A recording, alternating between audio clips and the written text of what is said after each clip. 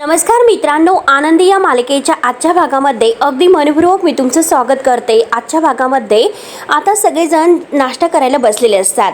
आनंदीला बोलवण्यात येतं तर युगंधर सगळ्यांच्या समोर आनंदीला विचारतो की काल मात्र तुला खूप त्रास झाला असेल, त्या रंगाने मात्र तुझ्या अंगाची आगाग वगैरे झालेली असेल, परंतु तू काही खाल्लं का? एकतर सकाळपासून तुझ्या पोटात अन्नाचा कणही नव्हता, मग काही खाल्लं की नाही? तेव्हा आता शिल्पा लगेच मध्ये म्हणते, हे बघ युगंधर, अरे तू सकाळी सकाळी प्रश्न विचारतोस युगंधर, अरे ती कुठे उपाशी राहील का? आम्ही तिला उपाशी ठेवू का? तेव्हा युगंधर आता हातवारे करून शिल्पाला शांत राहायला सांगतो आणि आनंदीला म्हणतो की आनंदी, मी तुला काय विचारतो, तू नाश्ता वगैरे केला की नाही? निंबाळकरांच्या घरामध्ये कोणी सुद्धा उपाशी राहत नाही आणि चल बस नाश्ता करून घे। तेव्हा आता आनंदी नाही असं म्हणून आता ती नाश्ता केलेला नाही, तर युगंधर तिला नाश्ता करायला बसायला सांगतो आणि आता आनंदी नाश्ता करायला खुर्चीवर बसणार तोच लगेच आता शिल्पा तिच्या हातातील काठी आहे तर ती टेबलवर जोरात आपटते, त्या काठीचा आवाज होतो आणि तेव्हा आनंदीला मात्र आता शिल्पाने तिला जे काही धमकावलेलं आहे की चुकून तुझं पाऊल आत हॉलमध्ये किंवा ह्या उंबरठ्यावर कुठेही जरी दिसलं ना तर हातपाय तोडून मी तुझ्या हातामध्ये देईल, हे तिला आठवते। आता हे सगळं काही आठवून ती शिल्पाला घाबरते आणि आता ती युगंधरला म्हणते की मालक साहेब नाही, हे बघा तुम्ही खाऊन घ्या, मला नंतर जे काही आहे ते काम मी करते आणि नंतर मी नक्की खाईल। आता युगंधर विचारतो की नक्की खाशील? तर आनंदी म्हणते की हो नक्की खाईल। युगंधर म्हणतो की ठीक आहे। तर शिल्पाला आनंद होतो, परंतु माई आणि आबा हे या शिल्पाकडे रागाने पाहतात आणि तेवढ्याच सुनीता मात्र आता धनश्रीसाठी ते फळांची प्लेट घेऊन येते। तर युगंधर विचारतो की ही फळांची प्लेट कुणासाठी आहे? तर शिल्पा म्हणते धनश्रीसाठी, कारण तिचा उपवास असतो। आणि तेवढ्यात धनश्री मात्र किचनमध्ये येते। किचनमध्ये आल्यानंतर आता त्या कपाटातून ती दारूची बॉटल घेते। सुनीता आता पाहतच असते की नक्की हिचं काय सुरू आहे आणि तिने बघता क्षणी आणि ती धनश्रीला म्हणते की धनश्री ताई, अहो काय झालं, तुम्ही सकाळी सकाळी दारूच्या बाटल्या का कशासाठी काढतात? आणि धनश्री म्हणते की सुनीता, अगं तुला माहिती आहे ना यांना केव्हा पण दारू लागते। सुनीता म्हणते की मालक साहेबांना माहिती नाही की किचन मध्ये दारू ठेवलेली आहे, ते त्यांना जर कळाले तर मात्र ते खरंच खूप चिडतील आणि तसंही ते समोरच बसलेले आहेत, मग तुम्ही दारूवर कशी नेणार आहेत बरं? तेव्हा आता धनश्री म्हणते की हो ना, आता नक्की काय करू, मी आता विचार करते दारूवर कशी न्यायची। आणि ती आता एक अशी किटली घेते आणि त्या किटलीमध्ये मी दारू ओतून घेऊन जाते असं म्हणते। आणि तेवढ्यात ती किटलीमध्ये दारू वगैरे ओतते आणि ती दारू घेऊन ती सुनीताला म्हणते की कुणाला सांगू नकोस, मी आलेच असे बोलून मात्र ती दारू घेऊन आता जेव्हा बाहेर येते, बाहेर मात्र आता हॉलमध्ये सगळेजण युगंधर वगैरे आता हे जेवण करत आहेत। तेवढ्यात धनश्री कावरी वावरी होऊन जातच असते, तिला आता भीतीच वाटत असते, पण तेवढ्यात युगंधरचं तिच्याकडे लक्ष जाऊन तो धनश्री असा आवाज देतो तर धनश्री खूपच घाबरते आणि आता धनश्री म्हणते की हो भाऊजी। तर युगंधर विचारतो की तो चहा कोणासाठी घेऊन चाललीस तू? तेव्हा ती घाबरतच म्हणते की यांच्यासाठी वर नेते। युगंधर विचारतो की का, कशासाठी, तो खाली नाही येऊ शकत का? धनश्री खोटं बोलते आणि म्हणते की त्यांना जरा बरं वाटत नाही। तेव्हा युगंधर म्हणतो की काय बरं वाटत नाही, तू खरं बोलतेस ना? तेव्हा धनश्री घाबरतच म्हणते की हो भाऊजी, तुमच्या बरोबर का मी खोटं बोलेल, आलेच असे बोलून मात्र आता ती लगेच जायला निघते, परंतु युगंधर तिला थांब असे म्हणतो आणि युगंधर थांब म्हणून आता तिच्या जवळ येतो। आता धनश्री खूपच घाबरते, तर युगंधर तिच्या समोर येऊन म्हणतो की हे बघ, तुझ्या लग्नाच्या अगोदर पासून मी युगंधरला चांगलंच ओळखतो आणि लग्न झाल्यानंतर तुला सुद्धा चांगलं ओळखतो, तुझ्या नवऱ्याला सुद्धा चांगलं ओळखत आहे, परंतु मला एक गोष्ट सांग बरं, इतक्या वर्षामध्ये सकाळी सकाळी तुझ्या नवऱ्याने कधी चहा कॉफी पिलेली आहे का? सकाळपासून संध्याकाळपर्यंत त्याला फक्त एकच गोष्ट लागते आणि ती गोष्ट म्हणजे दारू। तेव्हा मात्र आता धनश्री घाबरून म्हणते की भाऊजी, पण आज खरंच मी सांगते की त्यांना चहा हवा आहे आणि तोच चहा मी वर नेत आहे। तेव्हा युगंधर ओळखतो, युगंधर तिला म्हणतो की उपवास करते, देवाचे नाव घेते आणि आज मात्र माझ्या डोळ्यात बघून मात्र उघड तू खोटं बोलतेस। आणि युगंधर मात्र आता ती बरणी हातामध्ये घेऊन ती किटली आणि लगेच आता जोरात खाली फोडून टाकतो आणि आता फोडल्या क्षणी दारूचा वास सगळीकडे होतो। तेव्हा आता सगळेजण ओरडतात की दारू दारू दारू।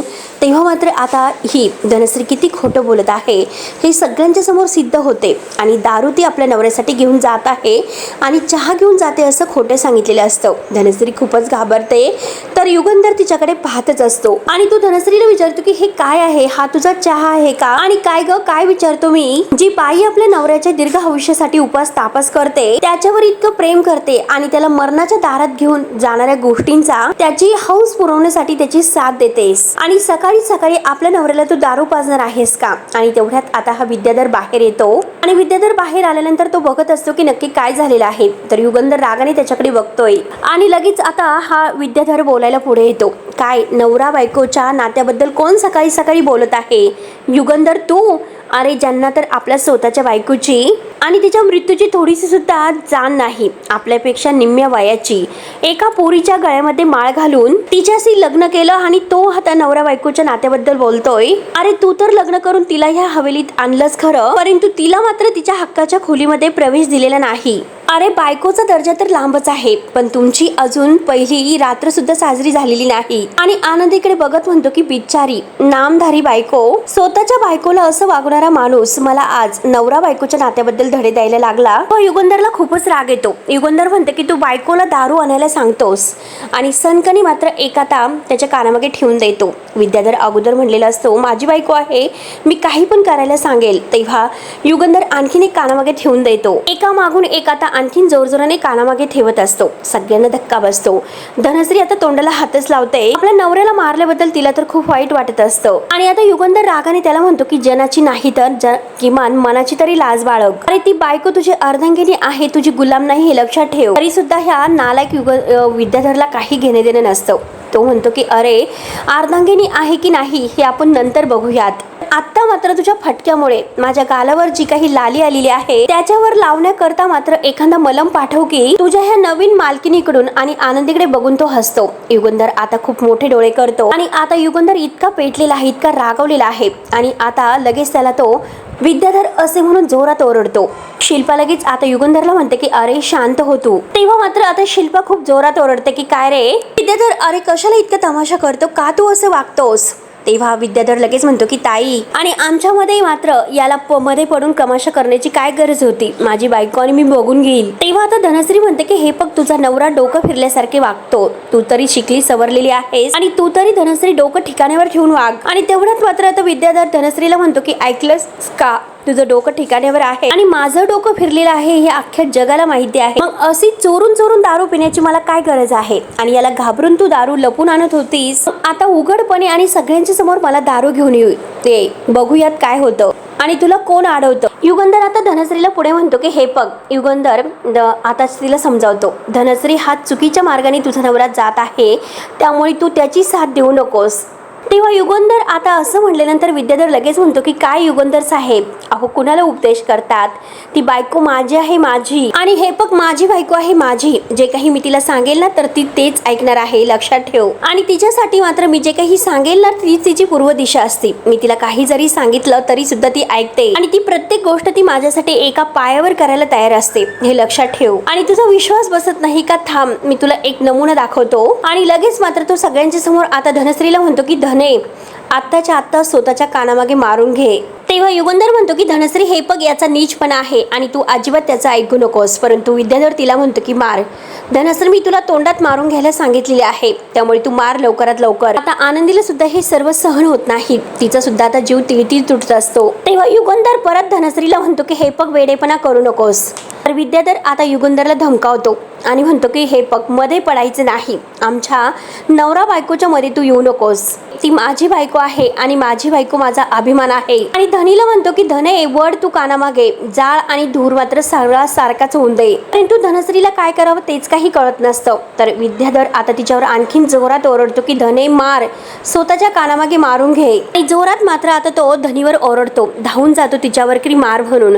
तेव्हा आता बिचारी खूप घाबरते आणि रडायला सुरुवात करून एक सनकणी ती आपल्या तोंडात मारून घेते आणि खूप रडत असते. तेव्हा मात्र आता विद्याधर हसायला सुरुवात करतो. युगंधरला मात्र आता ह्या विद्याधरचा खूप राग येतो. आनंदीला सुद्धा आता हे सर्व सहन होत नाही. विद्याधर मात्र हसून युगंधरकडे पाहत असतो आणि धनश्री मात्र एका भिंतीला डोकं टेकून खूप रडत असते. तेव्हा आता युगंधर तरी सुद्धा धनश्रीला समजावतो की तू हे काय करतेस, वेड लागलेला आहे का तुला, स्वतःच्या हाताने तू स्वतःचा अपमान करून घेतलास, तुझा हात नाही कापला का ग. तेव्हा आता धनश्री रडतच आपल्या डोळ्यातील पाणी पुसते.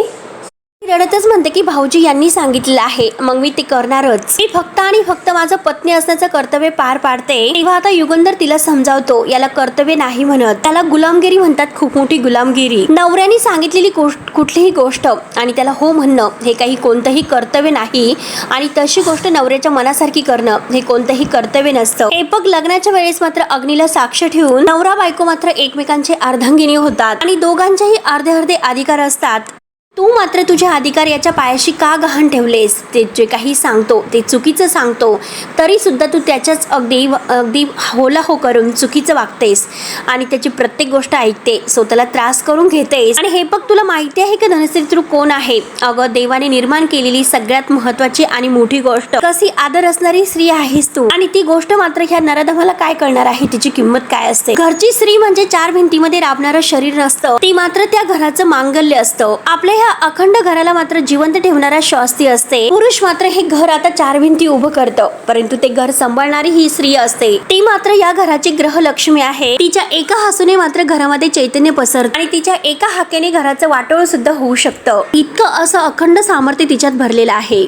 तुझा नवरा धुंद होऊन आता स्वतःचं आयुष्य आणि या घराची आता ही इज्जत आबरू जर गटारात टाकत असेल, तर बायको म्हणून तुझा पहिला अधिकार त्याला पाठीशी घालण्याचा नाही हे लक्षात ठेव, तर त्याला जाब विचारण्याचा आहे. नवऱ्याचा प्रत्येक चुकीचा हट्ट पूर्ण करणं, त्याचा हट्ट पूर्ण करणं म्हणजे हा नवऱ्याचं आता प्रेम असणं असं नाही, आणि ते प्रेम तू निभावते असा अर्थ होत नसतो. नवरा चुकीचं वागतो हे लक्षात यायला हवं. अगं, लाजून मात्र विहिरीत ढकलण्यासारखं आहे. आज तू स्वतःच्या नवऱ्याचं ऐकून स्वतःच्या तोंडात मारून घेतलंस, आणि उद्या जर त्याने तुला विष प्यायला सांगितलं तर तू विष पिणार आहेस का? आणि एक गोष्ट लक्षात ठेव, या घरामध्ये तू कुणाची गुलाम म्हणून नाही, निंबाळकराची सून म्हणून आलेली आहेस हे लक्षात ठेव. आणि स्वतःचा मात्र असा जाहीर लिलाव करणं बंद कर आणि समोर येऊन मात्र वाघिणीसारखी उभं राहा आणि आपल्या हक्कासाठी लढ. आणि विद्याधरला म्हणतो की अरे विद्याधर, लक्षात ठेव, बाई ही लक्ष्मीचं रूप आहे, आणि जर या घरामध्ये कोणी बाईचा अपमान केला तर त्याला मात्र मी उभा चित्ता गाडेल हे लक्षात ठेव. तेव्हा आता युगंधरचं हे बोलणं ऐकून आनंदीच्या चेहऱ्यावर हसू येते.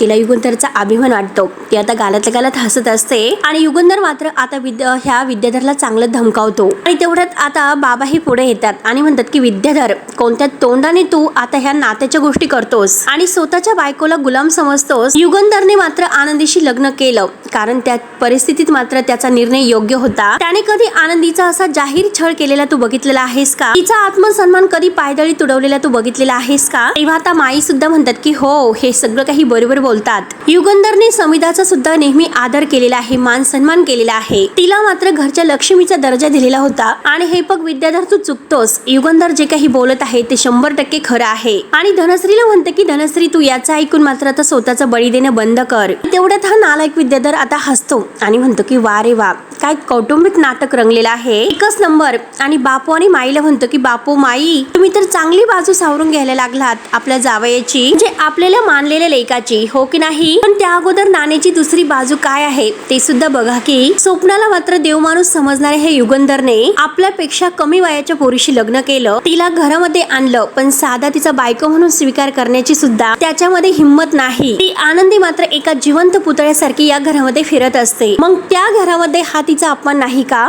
मी तर फक्त माझ्या बायकोला शरीराने मारलं, परंतु ह्या युगंधरने तर मात्र आनंदीच्या अस्तित्वाचा खून केलेला आहे. तेव्हा आनंदीला मात्र ह्या विद्याधरच्या बोलण्याचा राग येतो. तरी सुद्धा आता विद्याधर बोलायचं थांबत नसतो. तो म्हणतो की आता बोला, मी काय म्हटलो ते. आता आमच्यामध्ये कोण मोठा गुन्हेगार आहे बरं, मी की आता हा तुमचा चारित्र्यवान युगंधर निंबाळकर? आणि राहिला प्रश्न आहे तर तो गुलामगिरीचा. आणि बाहेर मात्र जे काही बोलतात ना त्याने मला काही फरक पडत नसतो. आणि धनश्री माझी बायको आहे, मी जे काही तिला सांगत आहे तेवढं ती करत आहे. माझी बायको माझा स्वाभिमान, आणि पाहिजे तेवढं हान. आणि चल धनी म्हणून तो आता धनीला चल म्हणतो. आणि तेवढ्यात मात्र आनंदी 1 मिनिट थांबा असं म्हणून ओरडते. तेव्हा सगळेजण आनंदीकडे बघायला सुरुवात करतात. तेव्हा विद्याधर पाहतच असतो. तर आनंदी म्हणते की तुम्ही मागाशी हे म्हणालात, मालक साहेबांनी मला त्यांच्या खोलीमध्ये अजून प्रवेश दिलेला नाही, परंतु मालक साहेबांच्या मनामध्ये माझ्यासाठी जी माणुसकी आणि आदर आहे ना, ती माझ्यासाठी कुठल्याही गोष्टीपेक्षा जास्त मोठी आहे. आणि जो नवरा स्त्रीचा इतका आदर ठेवतो तर त्याची बायको कधीही गुलाम नसते. शिर्के मात्र आता अगदी हसतात. परंतु हा विद्याधर आता म्हणतो की अरे वा, हा पुतळा बोलतो सुद्धा आणि नाही, भाषण तर चांगलंच आहे. ही जी काही पोपटगिरी आहे तर ती अगदी ह्या बंद खोलीमध्ये ऐकायला भारी वाटते, परंतु बाहेर मात्र तुझा आदर आणि तिचा तिरस्कार समोरासमोर येतील ना, तेव्हा मात्र तुमच्या नात्याचा जो काही खेळ आहे ना, हे सगळं काही जगासमोर येईल. असे बोलून आता हा विद्याधर तोऱ्यातच आपल्या रूम मध्ये निघून जातो आणि ही धनश्री सुद्धा आता त्याच्या मागेच निघून गेलेली असते. तेवढ्यात मात्र आता युगंधरचा खरंच तो अगदी पूर्णपणे खचला जातो. विद्याधर जे काही बोललेला आहे त्यामुळे तो खाली मान घालतो. तर आता आनंदी मनात विचार करते की आता खरी भीती तर मात्र मालक साहेबांच्या विश्वासाला तडा जाण्यात आहे आणि त्यांना हेच माहिती नाही अजून की ज्या स्त्रीला ते पत्नी म्हणून मानतात तिला ह्या हवेलीत घेऊन आले, तिला बाहेरचं जग तर दिसतच नाही. म्हणजे माझ्या आंधळेपणाबद्दल अजून मालक साहेबांना माहिती नाही. हे जेव्हा त्यांना समजेल तर काय होईल याची भीती मात्र आता आनंदीला वाटत असते. तेव्हा मित्रांनो, आता आनंदीला मात्र आपल्या युगंधरची काळजी वाटते, त्याचा मान सन्मान वाटतो. तर मित्रांनो, हा भाग येथे संपतो. पुढील भागामध्ये आनंदी मात्र सुनीताला किचन मध्ये असताना म्हणत असते की तो विद्याधर मात्र मालक साहेबांना का सारखा त्रास देतो आणि आता मात्र ती उपाशी पोटीस गेले. आपण मालक साहेबांसाठी गरमागरम पोहे करायचे का असं ती सुनीताला विचारते. तेव्हा आता सुनीता म्हणते मालक साहेबांना मात्र पोह्यामध्ये शेंगदाणे चालत नाही आणि तुम्ही लक्षात ठेवा की पोह्यामध्ये शेंगदाणे घालू नका. आणि आता मात्र आनंदी स्वतःच्या हाताने पोहे बनवते आणि आता ते पोहेचा डबा मात्र आता ती सुनीताला म्हणते की मालक साहेबांना हा पोहे म्हणजे पोह्यांचा डबा ड्रायव्हरांच्या मदतीने लवकरात लवकर द्यायला सांगा. तेव्हा आता शिर्के मात्र तो डबा बाहेर काढतात आणि त्यामध्ये पोह्यामध्ये शेंगदाणे असतात. आता ह्या युगंधरांचं मात्र लक्ष नसतं आणि तो मात्र शेंगदाण्याचे ते पोहे असलेले खात असतो. तेवढ्यात मात्र आता इकडे आनंदी सुद्धा एक घास घेते आणि तिला त्या पोह्यामध्ये शेंगदाणा लागतो. शेंगदाणा म्हणल्यानंतर आता ती खूप घाबरते. त्यानंतर इकडे युगंधर, तेव्हा आता युगंधर रागाने विचारतो की माझ्या पोह्यामध्ये शेंगदाणा घालण्याची हिंमत कोणी केली. तर इकडे आनंदीला मात्र आता खूप वाईट वाटत असतं. तर मित्रांनो, आता पुढे नक्की काय होईल हे बघायला विसरू नका. तोपर्यंत धन्यवाद.